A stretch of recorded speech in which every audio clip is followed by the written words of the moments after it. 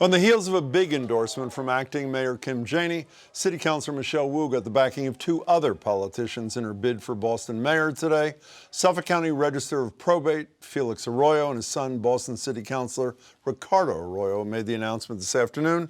Both had backed Janey in the preliminary, but now it's Wu ahead of the November 2nd general election when she'll go head-to-head with fellow City Councilor Anissa Essaibi-George. Michelle Wu joins me now. Councilor, it's good to see you. Thanks for being here. Always good to see you, Jim. What makes you a better choice than Essaibi-George on November 2nd?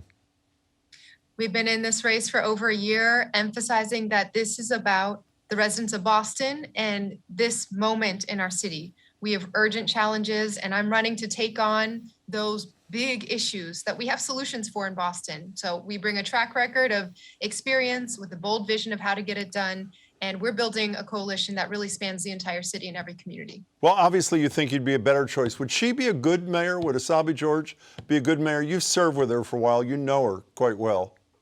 We've been so lucky as a city to have this incredible candidate field. And for the last 12 plus months now, really seeing what each candidate has brought to the conversation has been incredibly inspiring. So I'm grateful to be in this role of moving on to the final election and continuing to go door to door and ensuring that we are centering the voices and the experience of residents on the ground. Would she be a good mayor?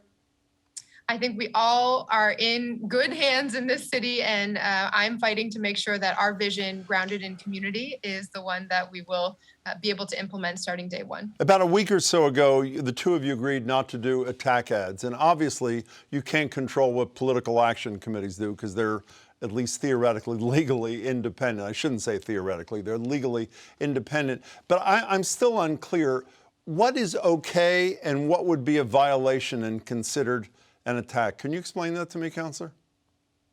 This is a time when we not only have to take on the big challenges, but really change the politics of who is part of these conversations. And we've seen in this country over the last 4+ years what negative attack ads and vitriol can do to our democracy and the way in which people feel connected or disconnected from their government. And so I have vowed and have called on anyone getting involved in this race, whether it is our folks on the ground or outside groups, from refraining from those kinds of negative attack, because we know that that is dangerous for our democracy as well. Well, respectfully, I'm still not clear on what a negative attack is. Let me give you an example or two and tell me if it crosses the line.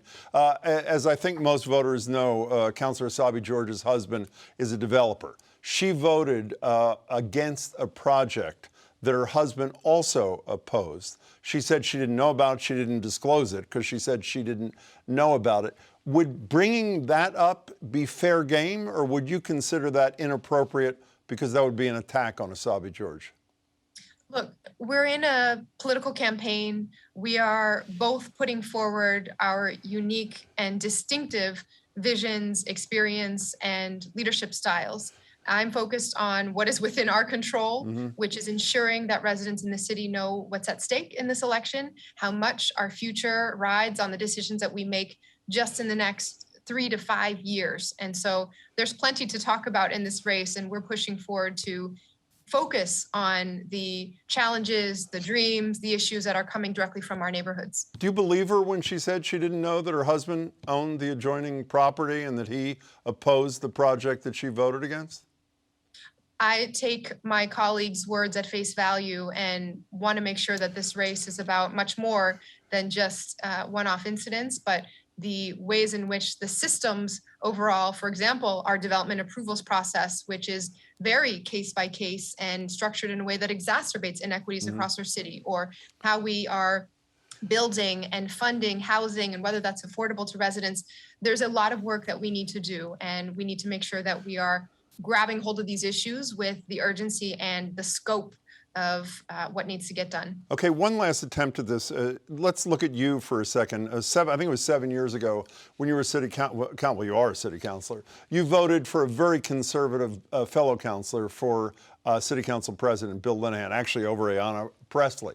If that was raised by your opponent in this election, would you cry foul and say that's an attack? I just want to understand, I think the voters want to attack what both of you, well, you in particular, consider to be out of bounds and what's an appropriate topic for debate. Would that be out of bounds?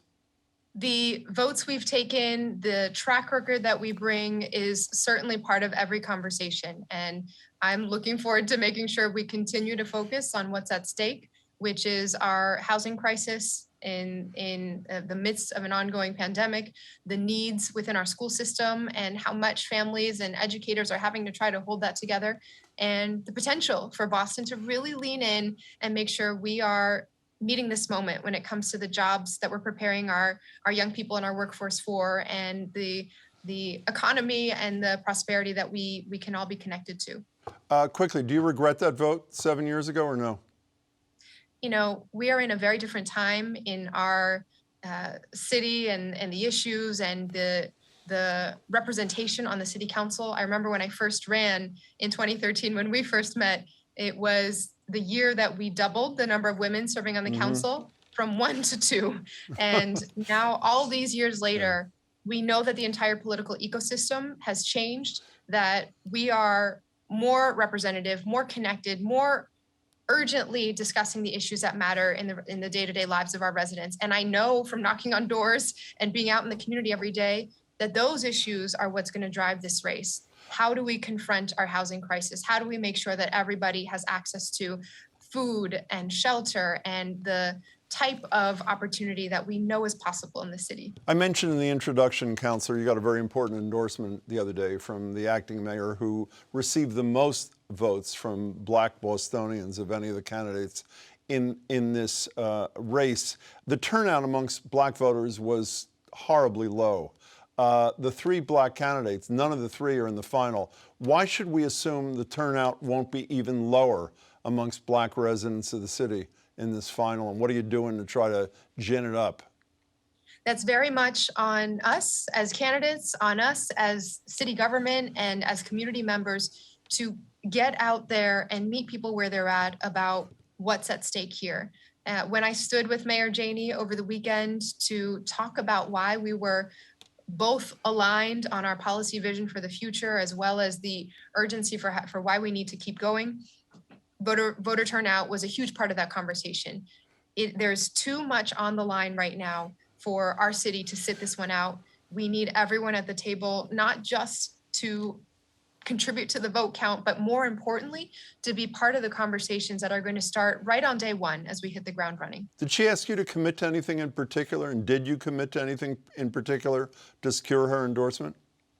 I committed to making sure that we were on the same page about the direction that the city needs to go in. There's so much alignment between her policy agenda and ours. We had partnered on the council for years before, had shared a campaign office in the last election cycle. And so we both stand on the same side of ensuring that equity and justice and expanding opportunity is at the forefront of what's possible when city government really leans in. You've mentioned schools a couple times in the last few minutes. For schools to be successful, kids have to be safe in those schools. The statewide mask mandate was extended, I think, to November 1st, a day or 2 ago. Should there be vaccination mandates in Boston schools, a la what Los Angeles is doing? There should be. As we see approvals for vaccinations for younger children, I fully expect and will work for schools to be a platform to close gaps in vaccinations across our communities. And this is already a regular practice. I know as a mom with kids in PPS, there's a long list of vaccinations that you have to turn in already to be able to attend our public schools. And in the midst of this ongoing pandemic, we need to make sure we're acting swiftly on that. And a la another community, New York, should there be a vaccine requirement to go into a bar, a restaurant, or a gym, or a performance venue in Boston? Yes, as the numbers go up, we need to follow that data, and especially as the weather grows colder and more people will be headed indoors for activities, we have to ensure that there are protections when folks are inside for long periods of time. And this doesn't apply to every single indoor setting, but when you are sitting and eating inside as opposed to outside on a patio, you're masked down, you're enjoying your meal, there should be some additional protections for the workers and fellow customers who are in that situation. Part of your housing agenda is the restoration of rent control, which obviously would need state approval. Councilor Asabi George opposes it. Why should rent control be part of the mix to make housing more affordable in the city? So restoration is not quite the right word. We're not talking about going backwards to a style of experience that Massachusetts had, but making sure that the city of Boston has the power to use every tool possible to address our housing crisis. Families are getting displaced day by day. We've seen in the census numbers how much that displacement is disproportionately affecting Black and Brown communities. And we know that states and cities across the country are talking about rent stabilization in a different way now, that paired with boosting housing supply, streamlining our zoning and permitting process so we can get affordable housing online faster. We need to stabilize families in their homes right now so that we are not losing residents across the city. So you'd lobby the state legislature, you'd lobby Beacon Hill to add that to the list of things you could do to make housing more affordable. Is that correct? That's right. Okay. This is an all hands on deck moment on many issues, and I look forward to having a strong partnership with state and federal government in that. You're a free tea kind of person. You've been sort of ahead of the curve here. Obviously, some limited experiments going on now. The Mass Taxpayers Foundation came out with a report the other day saying even without free transportation, we're facing $1.25 billion deficit every single year for the next decade. How does making the tea free not just make that gap, that fiscal gap, even wider than it currently is? This is a false choice to say that we can only have reliable transportation infrastructure or affordable access. We need both fundamentally. It's how we think about our public schools and education. It's how we think about public libraries and parks. The more people are able to choose to ride the T, the better off we all are for air quality, for our climate goals, for economic mobility and closing the racial wealth gap. Transit agencies across the country are having to rethink how to finance their system now. Everywhere across the country, it's clear that we cannot just keep putting the burden for paying for public transportation just on the backs of riders who are often not able to afford other alternatives. But we also have seen cities across the country touting the benefits, the transformative experience when we remove financial barriers. Albuquerque just announced they're going fare free with their bus system. Kansas City has been a great example. And even in Massachusetts, the city of Lawrence is now in their third year of having fare free bus transportation that has been life-changing for so many residents. And right here in Boston, we're already doing so on one bus route, the 28 bus, which runs from Mattapan Square to Ruggles. Before you go, Counselor, quickly, what's the most important thing you want voters to know about you that you fear they don't? I've been in city government for a long time, so I'm grateful for the many, many conversations I've had across the city. I'm living the stakes of our policy decisions in my own family as someone with kids in the public schools, living in a multi-generational household and caring for a mom who lives with mental illness. I know what the gaps are, but I also bring a track record of a decade of figuring out exactly how we can get things done in city government. I know that more is possible when we're all at the table. Before you leave, I'm focused. Is that thing over your right shoulder live, or is that a fake plant? I can't stop. Is that fake or real? It is a lovely borrowed conference room plastic tree. Fair enough. Plastic tree. Michelle Wu, it's good to see you. Thanks so much for your time. Appreciate it. Thanks for having me.